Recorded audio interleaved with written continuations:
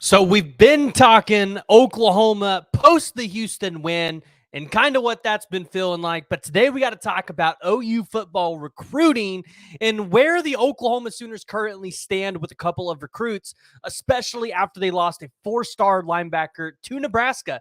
You heard me right. The recruitment of Christian Jones is over, and Oklahoma, they're going to have to shift gears here, potentially look at a guy that we've talked in, Elijah Melendez, but there's a couple other targets as well that we are going to talk about. So join the discussion, jump in the comments below, give me your guys' thoughts on Oklahoma recruiting. Additionally, if you guys have not already and you're new to the channel, make sure you hit that like button and make sure you're subscribed. 66% of you guys that watch my videos are not subscribed. So probably a lot of you that watch don't realize that you aren't subscribed. So just go down there, check it for me. It helps me out. It's completely free to you, and it helps me keep the channel free to watch. Okay, so Oklahoma recruiting. This is where we are at right now. Christian Jones, he has committed to the University of Nebraska. Now, if you're an OU fan, this probably doesn't catch you by surprise too much, because we had talked about the momentum that Nebraska had gained and how if they won in Colorado, this was going to be expected. So I think for a lot of Oklahoma fans now, where you currently only have Marcus James committed in this class as a linebacker, the question is, where does OU go from here, right? Where do we go? Do we even need to take another linebacker in the class? And this is where I'm here to tell you, like, Oklahoma really doesn't need to take another linebacker in the 25 class. Like, you have a lot of depth at that position.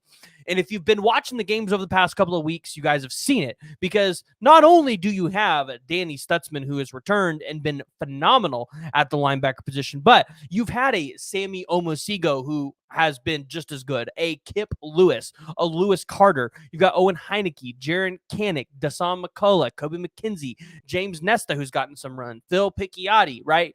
Kyle Carlson, Taylor Heim. So these are all guys that Oklahoma have recruited. They've done really well. And the only guy that you should lose to just running out of eligibility is Danny Stutzman. So you reload with Marcus James, add one more guy into there. You've got a lot of depth. Now, that also means Oklahoma could turn to the portal. There could be some portal acquisitions. Jay and I were actually joking the other day saying, hey, well, what if a Barrett Carter or a Sammy Brown enters? Obviously, probably not going to happen, but an OU fan can dream. Now, if you're looking at recruits, though, that Oklahoma's still going after, Elijah Melendez, the 6'2", 225-pound linebacker out of Kissimmee, Florida, was committed to the University of Miami, decommitted. A lot of people are favoring Auburn. Auburn's got the momentum, but they just lost to Cal. So there's a chance that you look at that Auburn and say, well, it's not as sexy anymore. Now, Oklahoma, I believe they are trying to get him up there for the Tennessee game, as that's going to be a big recruiting weekend for Oklahoma. So if you're an OU fan, you watch to see, does Elijah Melendez show up to the OU versus Tennessee game? And if so, does he continue to like his visit? Remember, previously we've talked to Elijah Melendez, and he really liked his visit to Oklahoma in the summer.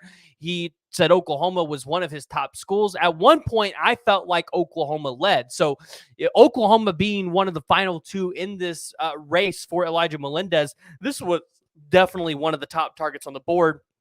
He's the number 147th player in the country. Elijah Melendez is just an absolute dude. If you get him, he helps your recruiting class out, and you should be excited. If you're Oklahoma, you've gotten a couple visits out of him, and if you look at where Auburn sits, they've gotten 3. They even got an official visit. So if you're Oklahoma, sitting there with just one visit, and it was the official visit on June 14th, you want to get him back on campus, and if you do that, you feel really good. Additionally, we switched to the offensive line. Look at Andrew Babalola. Guys, I think it's starting to really look good for Oklahoma at this point. Michigan does not look good in the trenches. And it's not that they haven't recruited well. They just have a lot of young guys there, and it's going to take some rebuilding. But for Andrew Babalola, we know he likes Oklahoma. Oklahoma has been a school to pay attention and watch. I believe Stanford's out of it. You've got Auburn in there kind of weighing in the mix, sitting in the background. But Oklahoma, if you're an Oklahoma fan, you got to start feeling good about the recruitment of Andrew Babalola. Not ready to call it yet, but He's got multiple guys on this team that are currently there recruiting him. You've got guys in the class recruiting. The problem is, and we've mentioned this multiple times, Oklahoma's got quite a few tackles in this class already, elite tackles. So are you able to go get one more elite tackle, somebody that's willing to fight and scrap in the depth chart? Andrew Babalola is not a guy like Michael Fasusi, where I think he starts right away, but he's got a lot of upside. He's a guy that I think could have some potential for Oklahoma. Now, shifting gears, I'm still watching for the 3-star defensive lineman, Joseph, and I believe it's Mabochu, the guy out of Loganville, Georgia, and Grayson High School. I am watching to see if his commitment sticks to Florida. And here's the deal: Oklahoma is going to offer this kid. I have no doubt in my mind Todd Bates is going to give this kid an offer. The question is, when does it come, and can OU offer him before he flips his commitment to another school? Florida Gators are down bad right now. You would want to take advantage of that situation.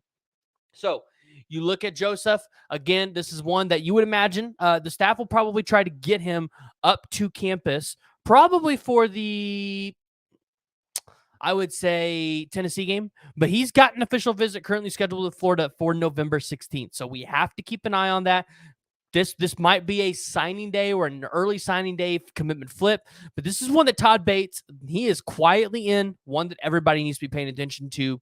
And then, of course, the news that everybody wants to talk about, Cortez Mills taking a visit to Nebraska. You heard me right. Cortez Mills took a visit to Nebraska. The question is about the policy, right? What does this mean? How does this affect Cortez Mills' commitment? And as of right now, it's not like they're going to pull his scholarship and kick him out of the class. What you're going to see Oklahoma do, if they are not okay with him taking this visit, which I would assume they're not, but assuming that they weren't okay with him taking this visit, they will go out there and they will start recruiting other wide receivers to over him, right? They're going to assume he's not committed. And a guy that you would have to pay attention to and watch is Andrew Marsh, a 4-star wide receiver, number 66th overall player, currently committed to Michigan. But this was a guy that, if you remember when we were talking wide receiver recruiting, Oklahoma was in there. He loved Oklahoma. Oklahoma sat in a good spot. It just ran out of spots. That's all. That's what it came down to. Oklahoma ran out of spots. He took too much time. I believe if Emmett Jones called him back up and said, "Hey, Andrew, if you want to come to Oklahoma, we got a spot for you," Andrew probably takes advantage of that at this point. I don't think he waits around anymore. Some people would ask about Jaden Nickens. I don't think you go after Jaden Nickens at this point, just because, he's out of Sierra Canyon. He does not going to play basketball at Oklahoma. But another guy that you guys could be looking at is a kid out of Lovejoy, Texas. Lovejoy High School in Lucas, Texas. Dalian McCutchinson. This was another guy that they recruited.